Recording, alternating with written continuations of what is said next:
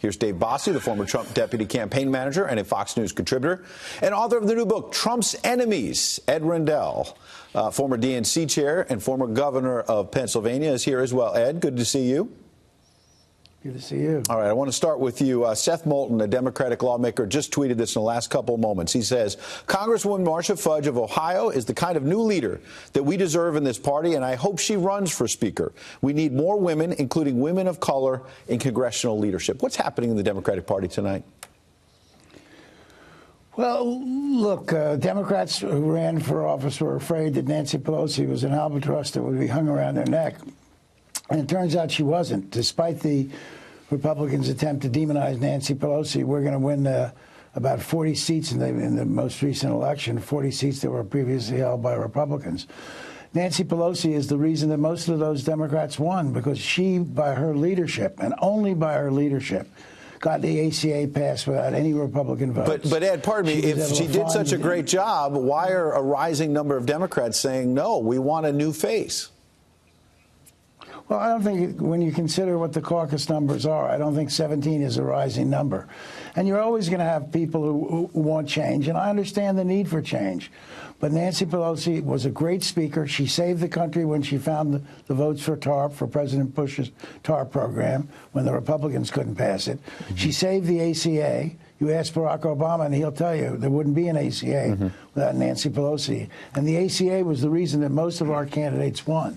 So let me bring in Dave Bossie. Dave, when the president tweeted a couple of days ago that, look, if the Democrats can't get her to 218 the votes to become speaker, we'll get Republicans to do it. That's because the president wants her to be speaker, doesn't he? We desperately want Nancy Pelosi back. Unfortunately, the Democrats took the House. We would love to have, I think, see Nancy Pelosi be Speaker, because she represents, and her negatives are so high across this country that it gives us an opportunity once again to juxtapose Democrat policies of open borders, sanctuary cities, destroying ICE, like Kamala Harris just talked about today, again, whether it's tax hikes, you name the liberal policy, they're going to be for it. And with Nancy Pelosi as Speaker, we're going to be able to say what Republicans stand for and really make a great case again for the president's reelect and taking back the House in 2020. Ed, on that question of open borders, I want to play a little bit more of what Kamala Harris said today, and I want to give you a chance to respond. Listen to this. Are you aware that there's a perception that ICE is administering its power in a way that is causing fear and intimidation, particularly among immigrants and specifically among immigrants coming from Mexico and Central America? Are you aware of that perception? I do not see a parallel between the power and the authority that ICE has to do its job.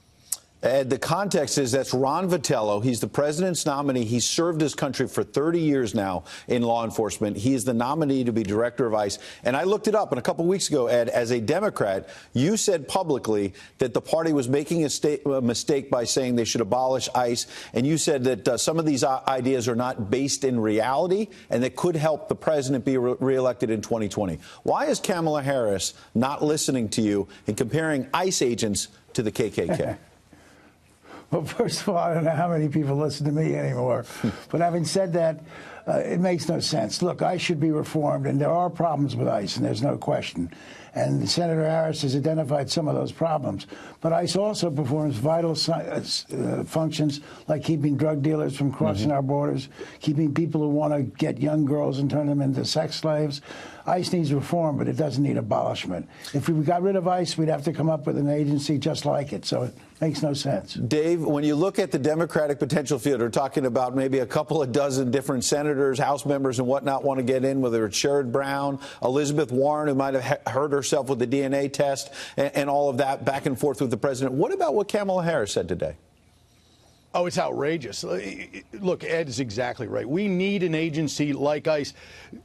To attack ICE is the equivalent of attacking every law enforcement man or woman across this great country. The men and women who put on the uniform every day and go out there to protect us from the bad guys. And that is what this is about. It's about law and order versus lawlessness. It is about supporting law enforcement against the open borders policies that these people support. So I think we need to support ICE. This president certainly supports ICE, and we need Republicans and Democrats to support ICE. And if Ed thinks there needs to be reforms in it, I think that let's talk about those small things around the edges, but let's not demonize an entire police force. Ed, I've got less than 30 seconds, but let's put together what you had previously said that I noted about ICE and some Democrats saying it should be abolished, the Harris comments today, the talk about 85 different subpoenas. There may be things that Democrats want to investigate that might be fair. But do you think the Democrats may overplay their hand in the days ahead? It's always a potential, and the Republicans did it during the Bill Clinton impeachment. Look, we need to show the country we can legislate and get things done. That's even more important than investigations. There are some, as you said, investigations that are probably appropriate, but let's get in there and try to solve the nation's problems. And even if we can't get the bills past the Senate, let's get a good bill. Quick last word from Dave Bossie. What we stand for. Go ahead, Dave. And overreach is going to be the watchword of this Congress. They are not going to be able to help themselves because their base demands radical action by this radical new group of congressmen and women who have come to Washington and are going to attack this president at every turn. Dave Bossie, Ed Rendell, appreciate you both coming in. Thanks.